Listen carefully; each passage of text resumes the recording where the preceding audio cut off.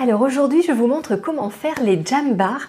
Donc c'est une recette de petite douceur à base de flocons d'avoine, de fruits et de bananes. Voilà, ça peut servir de complément de petit déjeuner, d'encas l'après-midi ou même de dessert après un repas. C'est une recette qui est inspirée du chef Eiji, voilà, qui est américaine. Et donc ça vous permet de voir comment on peut se faire des petites douceurs sans forcément utiliser de sucre blanc. Voilà, avec que des ingrédients qui sont sains, avec des sucres naturels de fruits.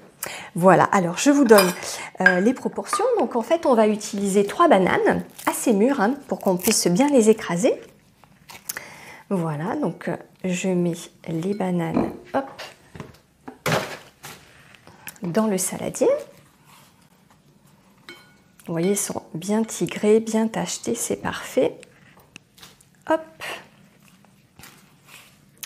Ensuite, vous allez les écraser donc soit à la fourchette, soit si vous avez un écrase-purée en fait pour écraser les pommes de terre, vous pouvez aussi vous en servir. Voilà. Donc l'idée c'est vraiment d'avoir quelque chose qui est bien écrasé, bien crémeux.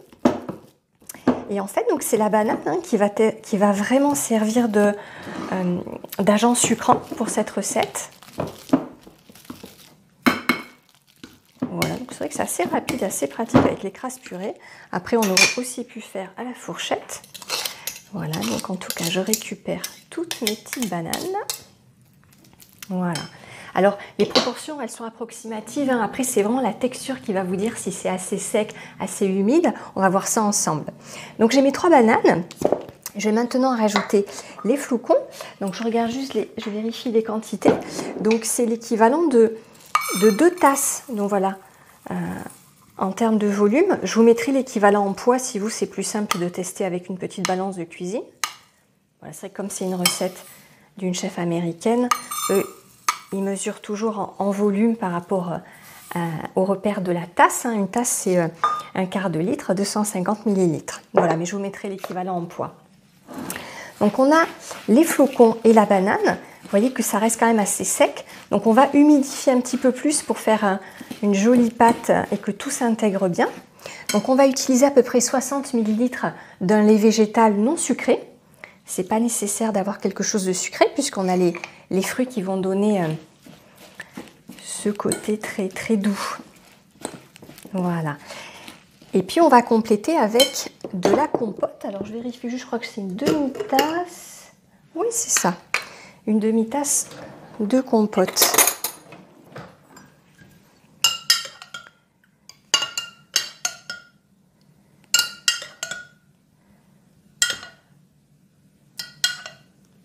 Voilà, c'est pas mal. Et là tout de suite, ça va beaucoup plus humidifier et on va pouvoir bien mélanger. Après, comme je vous disais, si ce n'était pas suffisamment humide pour qu'on puisse vraiment faire quelque chose qui ressemble à une petite pâte, eh bien il nous suffit d'ajuster les proportions. Voilà. On mélange bien. Surtout la banane, elle est imprégnée. Tous les flocons, qu'il n'y ait plus trop de flocons secs. Voilà, donc prenez le temps, 2-3 minutes, de bien homogénéiser. Voilà, là on est pas mal. Impeccable. Voilà. On va pouvoir mettre maintenant le parfum. Donc ça, c'est vraiment à votre goût. Ça peut être de la vanille, ça peut être de la cannelle. Moi, j'ai un petit mélange avec cannelle, gingembre, anis vert. Donc je vais prendre ça. Voilà, ça sent super bon. Le flocon d'avoine est très neutre en goût. Donc c'est important de toujours bien parfumer. Vous pouvez parfumer avec des huiles essentielles, des hydrolats aromatiques aussi, à votre goût. Faites-vous plaisir, jouez toujours sur les parfums pour régaler vos papilles. Bon, ça sent vraiment bon là. Ça sent le gingembre, la cannelle, délicieux. Voilà, donc ça c'est notre base, c'est parfait. Et maintenant on va pouvoir ajouter les fruits. Alors, moi j'avais une nectarine blanche qui me restait qui était vraiment très mûre. Donc je vais l'ajouter à mon mélange de flocons.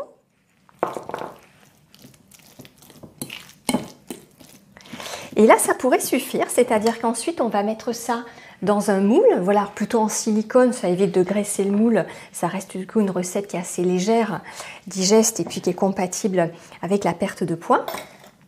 Mais si voilà, vous voulez une petite touche sucrée supplémentaire, vous pouvez utiliser de la purée de fruits.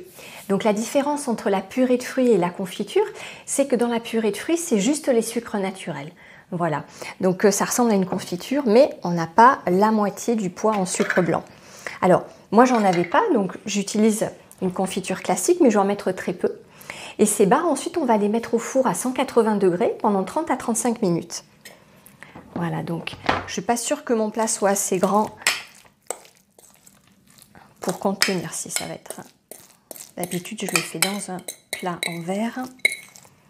Mais là, avec ce plat rectangulaire, ça permet vraiment d'avoir après la forme des barres. Voilà. Donc on écrase bien, on tasse.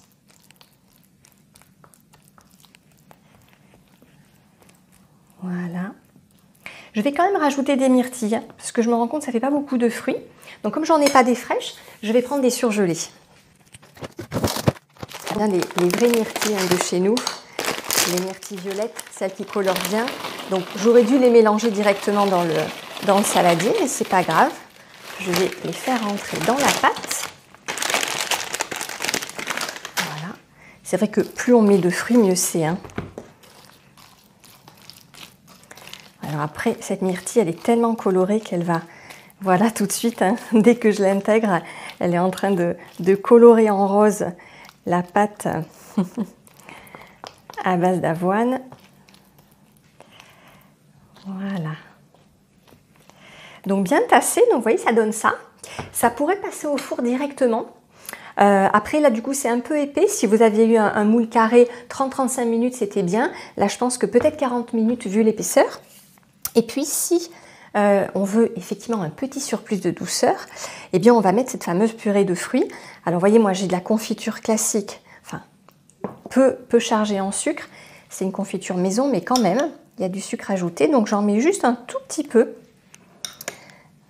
Voilà, pour napper les barres d'avoine. Mais ça, c'est vraiment vous qui ajustez aussi, en fonction de, voilà, est-ce que c'est pour servir à la fin d'un repas, est-ce qu'il y a des enfants, est-ce que vous êtes en tout démarrage de perte de poids ou en stabilisation. On adapte vraiment à son terrain. Voilà. Donc en tout cas, ça fait un joli plat. Et puis on va le mettre au four et je vous montre juste après le résultat. Et voilà, donc finalement je l'ai laissé seulement 35 minutes et je l'ai bien laissé au four, voilà, le temps de refroidir pour que ce gâteau en fait vraiment se tasse un petit peu, se densifie. Ça sera beaucoup plus simple pour vous pour le couper. Voilà donc le résultat. Vous voyez, vraiment la petite confiture là, a fondu, c'est tout joli. Et à l'intérieur, on voit bien le mélange, voilà, des myrtilles, des fruits et puis les flocons d'avoine. Donc ça se garde au frigo de préférence. Il n'y a aucun conservateur. Voilà, donc plusieurs jours sans problème. Et puis n'hésitez pas à le mettre dans des boîtes et à vous en servir comme en cas sur le pouce.